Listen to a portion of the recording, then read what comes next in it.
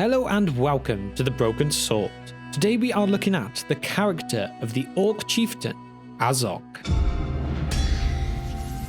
Build me a army worthy of Mordor.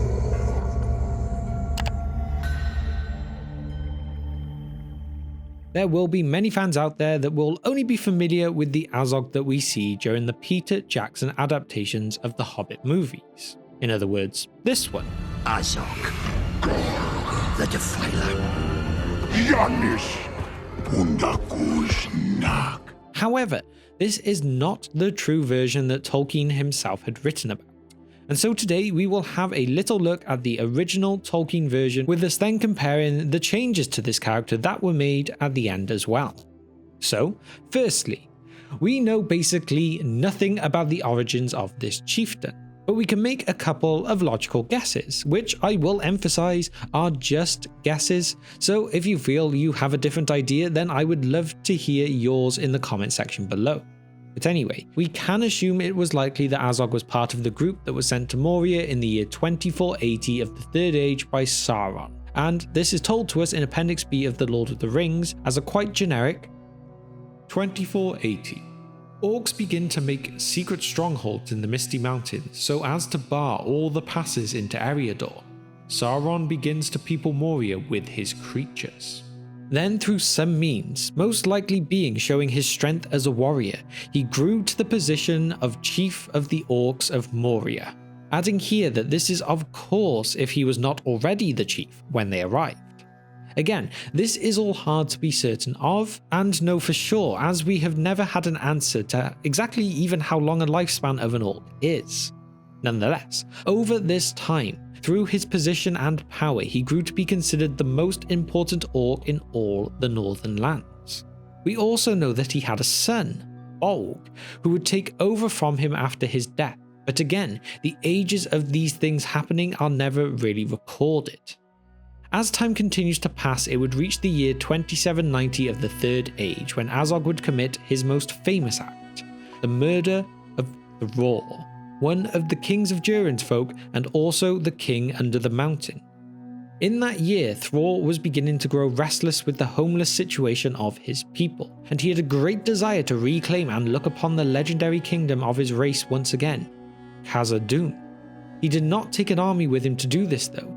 Instead, he took just one friend, another dwarf named Nar, as well as leaving not just the map and key to the Lonely Mountain to his son, Thrain II, but also his Ring of Power.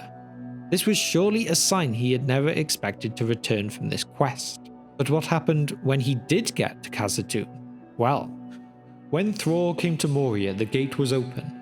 Nar begged him to beware, but he took no heed of him and walked proudly in as an heir that returns. But he did not come back. Nar stayed nearby for many days in hiding.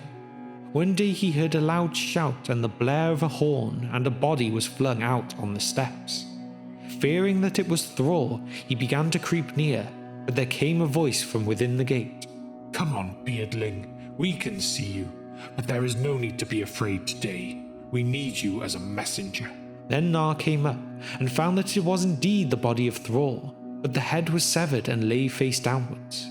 As he knelt there, he heard orc laughter in the shadows, and the voice said, If beggars will not wait at the door, but sneak in to try thieving, that is what we do to them. If any of your people poke their foul beards in here again, they will fare the same.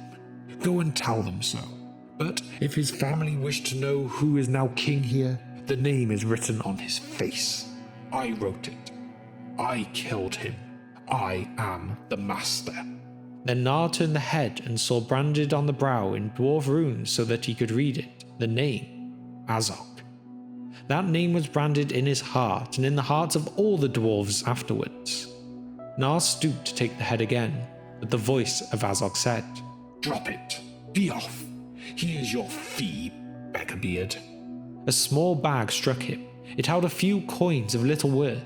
Weeping, Nar fled down the Silverlode, but he looked back once and saw that orcs had come from the gate and were hacking up the body and flinging the pieces to the black crows. Without a doubt, AZOG had sent a powerful message here. do not return to those lands. Moria belonged to him now. However, as would have most likely been expected, the dwarves did not exactly take this lying down. They gathered their forces and mustered an army, and so began the Great War known as the War of the Dwarves and Orcs in the year 2793.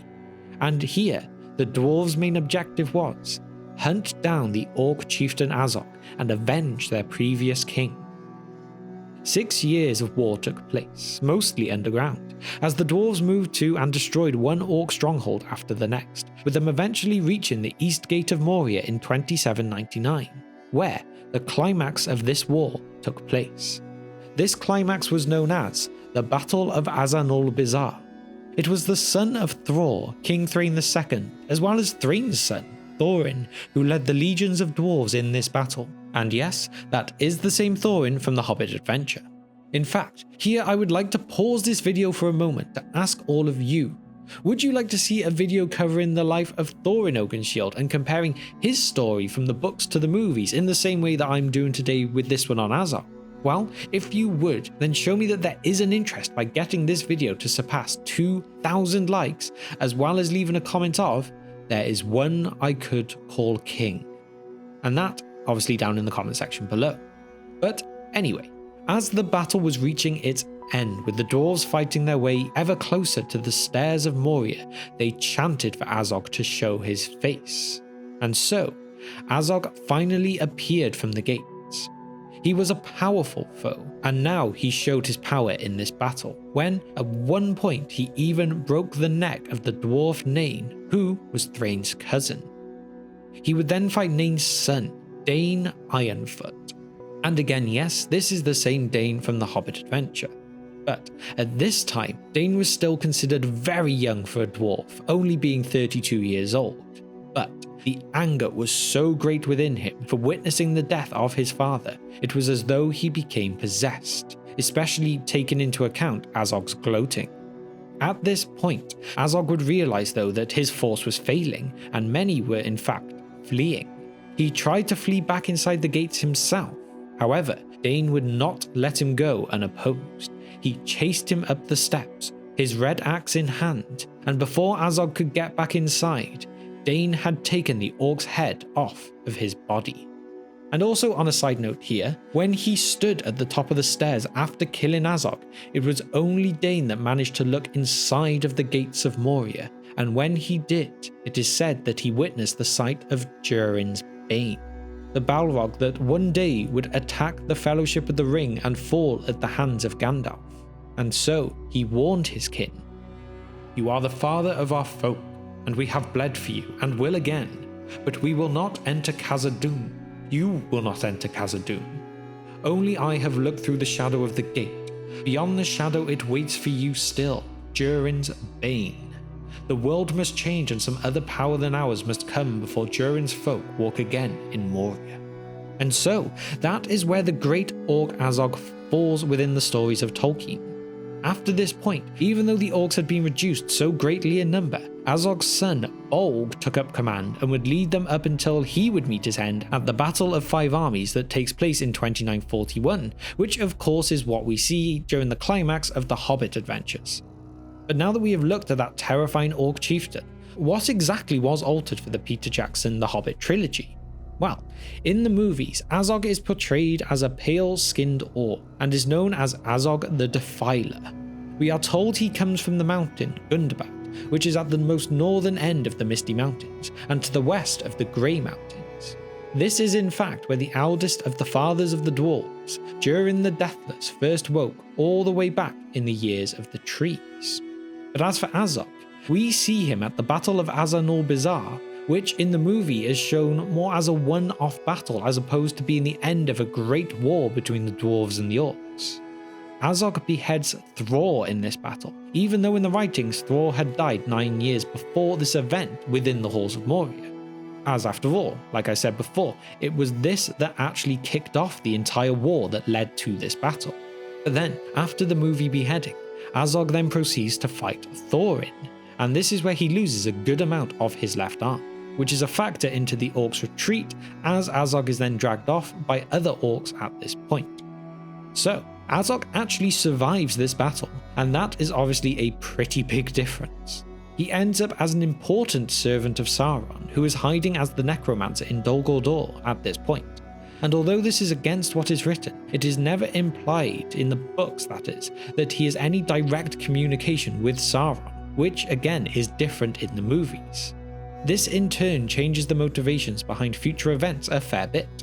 In the movies it all comes back to Sauron, and that it is his wish for them to claim the North for him, whereas in the books this is slightly different.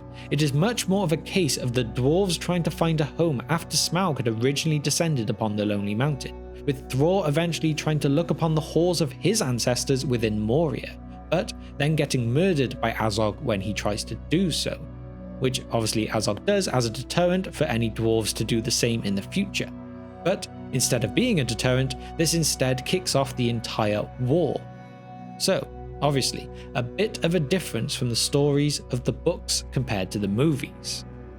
But now, before I get onto my question at the end of this video, I want to just remind you again, if you would like that video on Thorin Oakenshield in the same way that I've covered this one on AZOG today, then please get this video to surpass 2,000 likes, as well as leaving a comment of, there is one I could call king.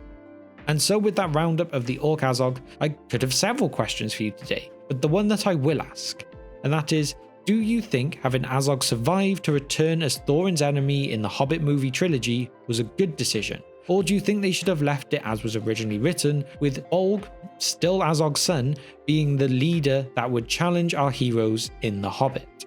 Do you think this could have potentially made for a stronger or weaker story? Let me know all of your thoughts and opinions, and even possible theories on how this could have changed everything in the comment section below.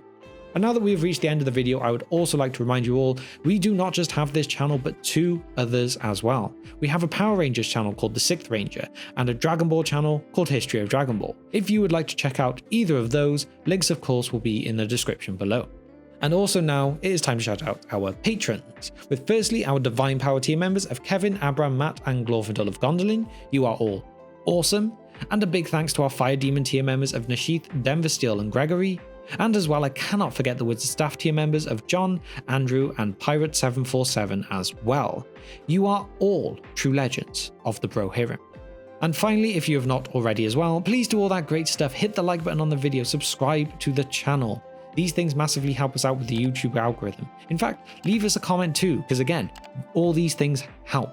But I will just end things here today with saying thank you if you have managed to reach the very end of this video with me today, and I will see you next time on The Broken Sword.